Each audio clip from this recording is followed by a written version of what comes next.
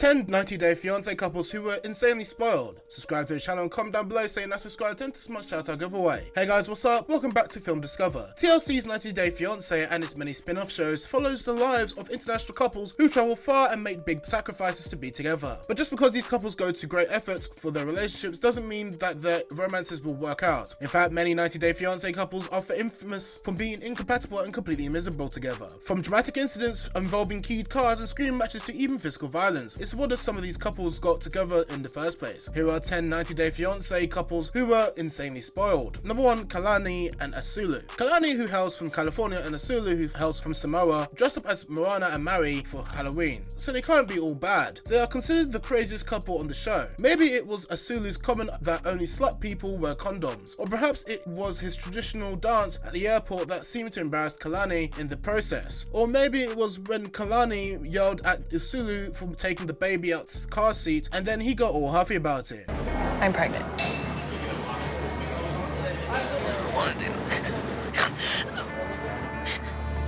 Number 2, Chantal and Pedro. A couple so reality TV that TLC even gave them their own spin-off show as they did with Honey Boo Boo. Chantal from Atlanta and Pedro from Santo Domingo were mostly crazy because of their families, especially Chantal's brother, River, who even got into a fistfight with Pedro. And while the veneer of reality is often ridiculously slim when it comes to 90 Day Fiancé, Pedro and Chantal's relationship seemed especially staged. It was as if the producers were purposely trying to steer the couple towards drama just to initiate a fight. What a crazy couple. Number 3, Emily and Sasha. A fairly recent couple. What makes them so cringeworthy is the tension between Sasha and Emily's sister, Betsy. You see, Sasha has had children with 2 other women before meeting Emily, and with Emily, this is baby number 3. Emily will also be Sasha's 3rd wife, but Betsy is wary of a man who gets women pregnant before he marries them, seeing it as a pattern. Also, since Sasha is a total health nut, he even slightly body shames Betsy at times, as evidenced by the whole cereal incident. And while wedding dress shopping, Betsy even commented on how Emily's dress was right, but she wondered aloud whether Emily had the right groom.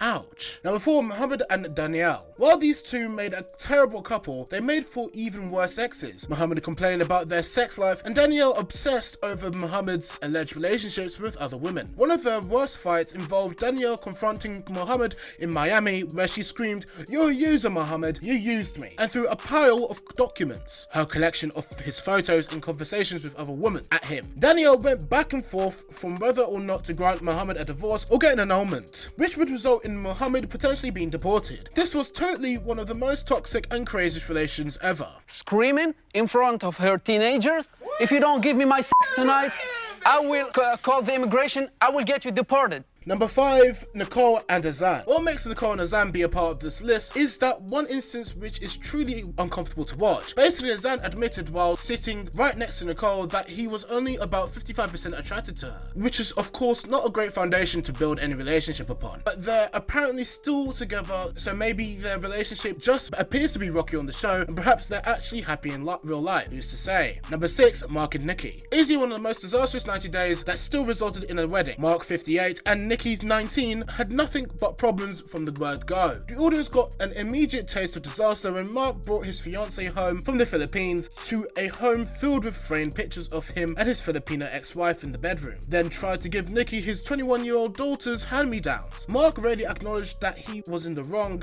and the relationship nearly ended when he insisted that Nikki sign a prenuptial agreement so skewed that a lawyer advised her against it. The couple married but attempted to sue TLC after the season was filmed. Number 7, Jorge and Anfisa. If anyone could give Mark and Nikki a run for their money, it's Jorge, 27, and his Russian bride Anfisa, 20. Their emotional wedding day shocked fans after 90 days from hell. The season began with a furious Anfisa refusing to come to the US because Jorge would not buy her a $10,000 designer purse, going so far as to hack into and erase his cell phone. During their 90 days, Jorge repeatedly made it clear that he was in love with her. Anfisa repeatedly made it clear that she was with him for the money, asking for a monthly allowance and whining for a $45,000 wedding dress. Constant fights and her keying idiot into his car didn't stop the couple from taking the plunge. Be honest with you, in fact, in all honesty, I am in a little debt.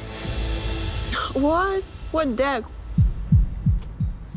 Number 8, Molly and Lewis. Love struck fast and hot for Molly and Lewis when they first met in the Dominican Republic. What began as a dream come true for the mother of two turned into a nightmare as tensions rose between her boyfriend and her daughters. Lewis was less than interested in being a father figure, from chatting a bit too candidly about casual sex with teenager Olivia to becoming totally disinterested at the first sign of conflict with his young future stepdaughter Kensley. Like, who talks about these things? Disgusting and insane. Number 9, Darcy and Jess. Darcy and her Dutch boyfriend Jess first appeared on season 1 of 90 Day Fiance. Every episode seemed to have a blow up or a meltdown from either Darcy or Jessie, and the two appeared to constantly fight like crazy people. There was the issue of Darcy's drinking, the ongoing argument about whether or not Darcy threw a shoe at Jessie, and countless passive aggressive fights. Simply bizarre. Number 10, Angela and Michael. This is like Mark and Nikki part 2 but reversed. Angela from Georgia and Michael from Nigeria can't even seem to get their visa process off the ground, so they haven't even started the 90 days in America yet. What makes Michael and Angela so difficult to watch though is all the foreplay stuff. I don't know about you, but it's very uncomfortable for me to watch a 53-year-old grandmother licking body paint off a 31-year-old man. It sounds pretty crazy.